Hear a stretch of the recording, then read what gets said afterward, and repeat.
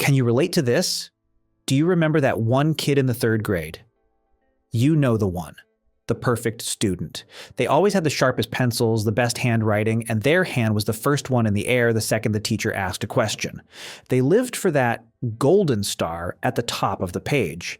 They believed, deep in their bones, that if they just followed the instructions and stayed quiet, the world would eventually hand them the keys to a world of success and privilege. Here's the problem. For a lot of us, we never stopped being that kid. You're 30, 40, or 50 years old now, and you're still waiting for the teacher to notice how hard you're working. You're sitting at your desk right now, hitting every deadline, staying late, and making sure your homework is perfect. You're following the syllabus of life to the letter, but you look around and the rule breakers, the kids who spent more time in detention than in the library, are the ones getting the promotions. They're the ones with the upper class lifestyle.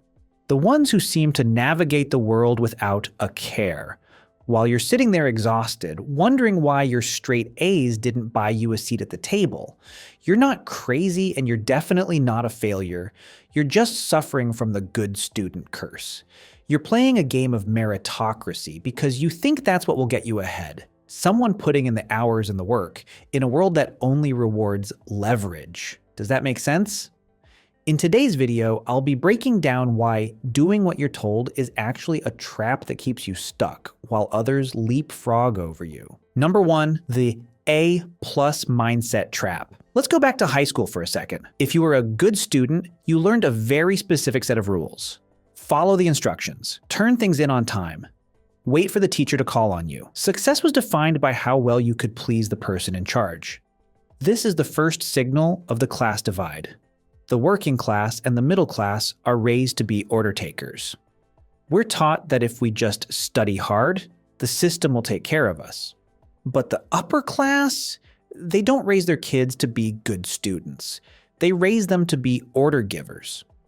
While you were learning how to memorize facts for a test, they were at the dinner table learning how to delegate, how to negotiate, and how to ignore rules that don't serve them. They weren't taught to get an A from the teacher. They were taught how to give instructions. Number 2, the reliability cage. Here's a hard truth. Being too reliable is a career death sentence. If you are the person who can fix every problem and handle every crisis, your manager is never going to promote you. Why would they? You're too valuable exactly where you are. If they move you up, they have to find someone else to do the actual work. Reliability is an employee trait. Vision is a leadership trait. The upper class understands this instinctively. They don't try to be the best at the task. They try to be the person who assembles the team to do the task. If you're the one holding the shovel, you're stuck in the ditch. The guy signaling he's upper class, he's the one standing on the edge of the ditch with the blueprints.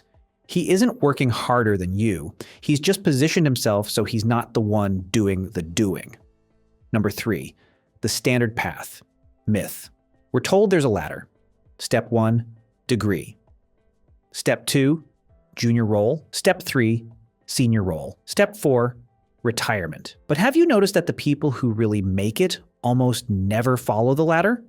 They jump. They skip steps. They pivot into industries they have no degree in. The good student is terrified of skipping steps. They feel like they haven't earned the next level yet. They're waiting for a certificate or a permission slip that's never coming. The upper class sees the ladder as a suggestion, not a law. They don't wait to be qualified. They assume they belong in the room, and they use their network to bypass the gatekeepers you're still trying to impress with your resume. While you're polishing your gold star, they're already at the finish line because they took the elevator while you were looking for the stairs. Number 4, compliance versus leverage. This is where it gets systemic. The school system, the one we all went through, was literally designed during the Industrial Revolution to create factory workers. It was built to produce people who would sit in rows, follow a bell, and perform repetitive tasks without complaining. If you're a good student, you are the perfect product of that system. You are highly compliant. You are great at hitting deadlines. You are a dream for HR. But compliance is the opposite of leverage. The upper class doesn't value compliance. They value assets. They don't care about working hours. They care about results per hour. They've been taught to look for the 20% of effort that creates 80% of the wealth. While you're stressing over a typo in a 40-page report, they're closing a deal over lunch because they focused on the one thing that actually matters, the relationship. Number 5, the deep root, fear of the principal's office. Now we're at the bottom of the staircase. The foundational root cause of why we stay good. It's fear. If you grew up without a safety net, breaking the rules felt dangerous. If you got in trouble, you could lose your scholarship, your job, or your reputation. You couldn't afford to be difficult because there was nobody to catch you if you fell. So, you developed a survival personality. You became the good student because it was the safest way to exist. The upper class doesn't have that fear. They know that even if they fail, Bob from the country club will give them a job.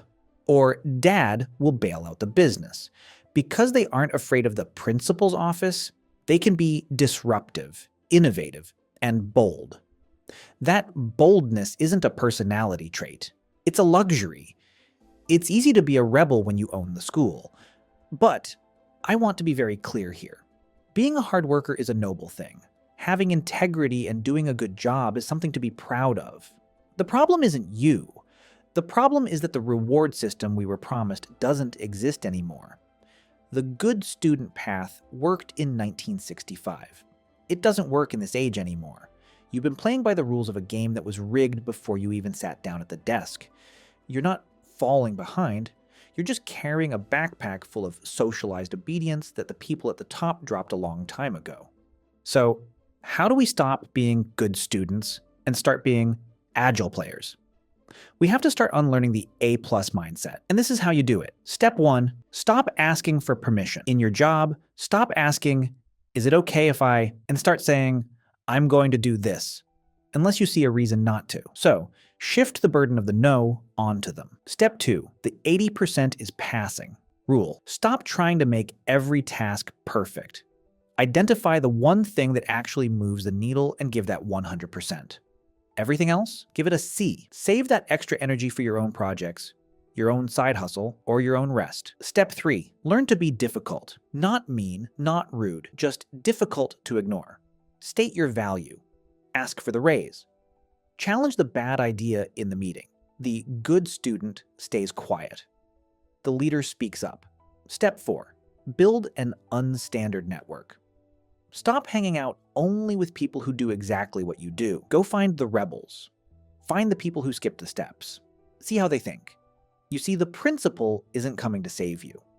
There is no final exam that's going to prove you're worthy of success. You have to decide that you're done being the best employee and start being the CEO of your own life. It's scary to stop being good. It feels like you're doing something wrong. But that feeling? That's just the curse leaving your body. The world doesn't belong to the people who follow the instructions perfectly. It belongs to the people who write the instructions. Well, thank you all so much for watching. Kindly give this video a thumbs up if you enjoyed it, and subscribe if you haven't. With that said, have a great day, and see you in the next one.